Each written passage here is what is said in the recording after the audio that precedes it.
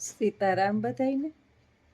આજે સોમવાર છે અને ગરમી આટો લઈ ગઈ છે. બાપોદરથી આવી ગઈ. મારા બીજા નંબરના નણંદ સાસરે બાપોદર છે, ત્યાં ગઈ હતી.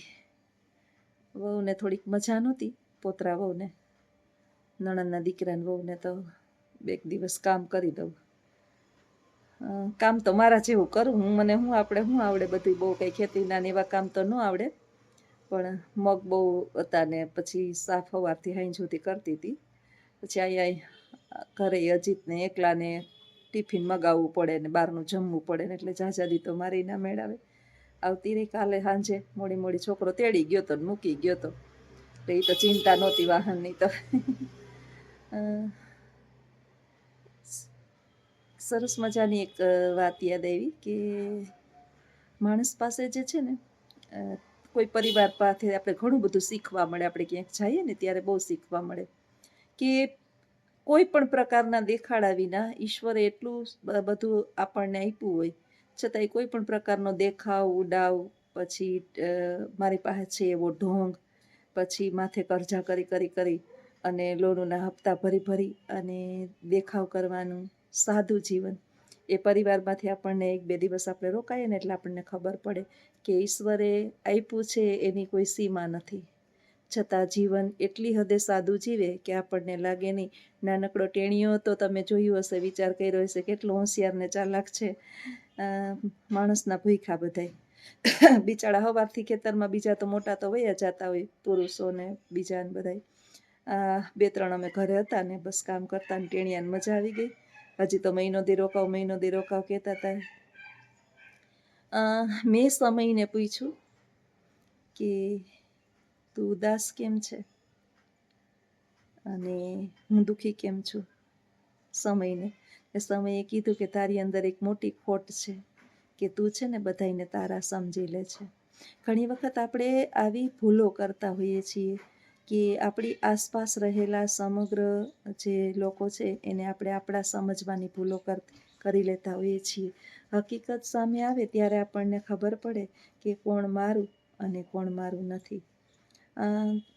બહુ વાર લાગે. ઘણી વખત આપણે બહુ નાના પડીએ છીએ કે માણસને ઓળખવામાં, કારણ કે માણસને ઉપર એક એવું એણે મખોટું પહેર્યું છે કે જે આપણે કોઈ પણ પરિસ્થિતિની અંદર ઓળખી શકતા નથી.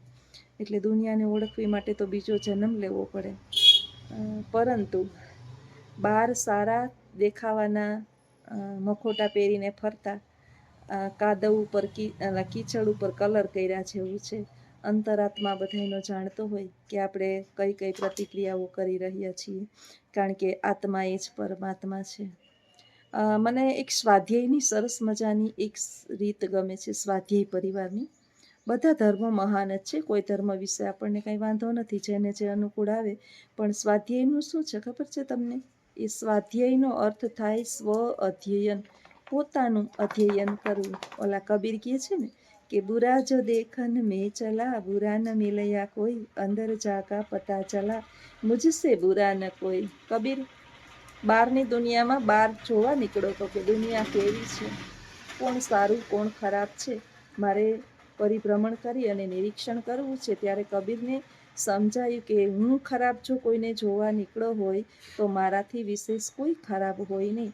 આપણે દુનિયાની સામે જ્યારે એક આંગળી ચીંધીએ છીએ ને ત્યારે ઈશ્વરે 3 આંગળીઓ આપણી સામે પણ રાખી મૂકી છે કે તું તારા 3 ગણા સુધાર એટલે 1 ગણું જે ખરાબ માણસ સામેવાળું છે ને એ આપોઆપ સુધરી જશે.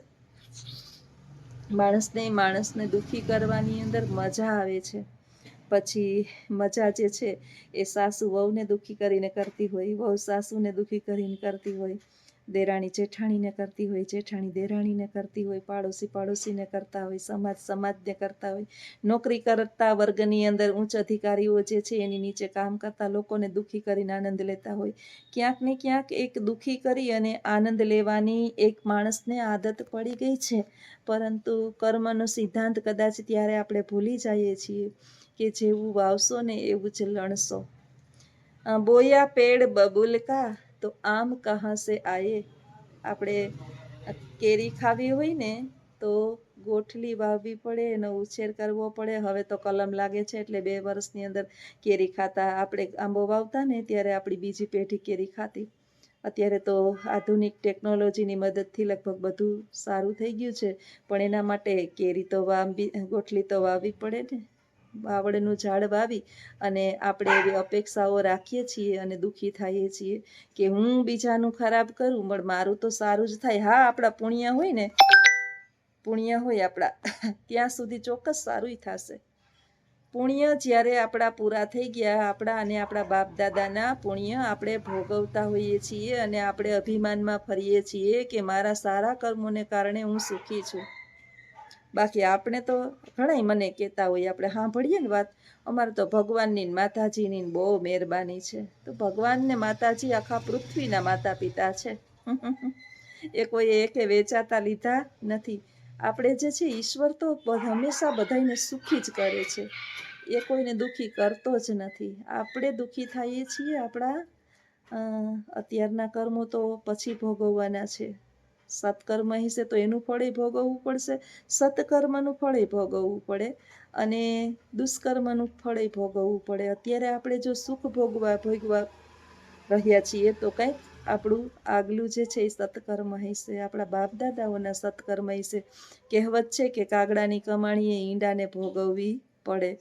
એટલે આપણે સમજીએ છીએ બધું કે આંબો વાવીએ ને તો જ કેરી આવે, બાવળ વાવીએ તો કાંટા લાગે. કાંટા વાવી અને આપણે અપેક્ષાઓ પાછી એવી રાખીને બેસી ગયા છીએ કે આપણને કેરી ખાવા મળે.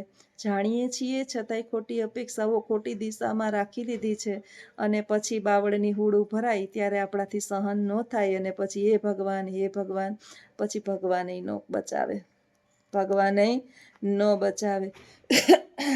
કર્મ ભગવાન માફ કરી દે. તમે પૂજા પાઠ કરો, કાંઈ એના અપરાધી બન્યા હોય, એનું કાંઈ તમારી ભૂલ થઈ ગઈ હોય તો ભગવાનને મા બાપ કેમ માફ કરી દે? એક લાફો મારીને પછી તમે માને સોરી કહી દો અથવા તો હવે બીજી વખત નહીં કરો એમ કહો એટલે માફ કરી દે. મા બાપ છે એ તો માફ કરી દે, કર્મ ન માફ કરે. કર્મ એટલે આપણું કામ. કર્મ સાથે ધર્મ જોડીએ એટલે એ મહાન કર્મ બની જાય. અને હવે એને કઈ રીતે જોડવો એના માટે તો આપણે બધા જાણીએ છીએ કે બીજાના જીવને બાળી અને આપણે સુખી થાશું આ કલ્પના ક્યારેય કરવી નહીં.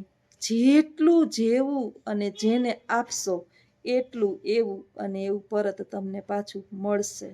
એક દાણો વાવશું એટલે ઈશ્વર જે છે એ એક મુઠ્ઠી દાણા આપણને આપશે. એમ એક તમારું કર્મ, મારું કે તમારું કોઈ પણનું ખરાબ મળશે આપણને ક્યાંય પણ. એટલે આપણને જે છે એ સામે એટલું પરત મળશે. હવે આપણે શું કરવું છે એ આપણે નક્કી કરવાનું છે. આમાં મોટિવેશન કાંઈ ક્યાંય લેવા કે ગોતવા જવાના છે નહીં. પિક્ચરો ઉતરે છે કે જેસી કરની વેસી ભરની, પિક્ચરમાં બધું સારું સારું લાગે. એક હું તમને ઉદાહરણ આપું. એક સિરિયલ આવતી, આવે જ કદાચ, હું તો જોતી નથી પણ બધા વાતો કરતા હોય, અનુપમા.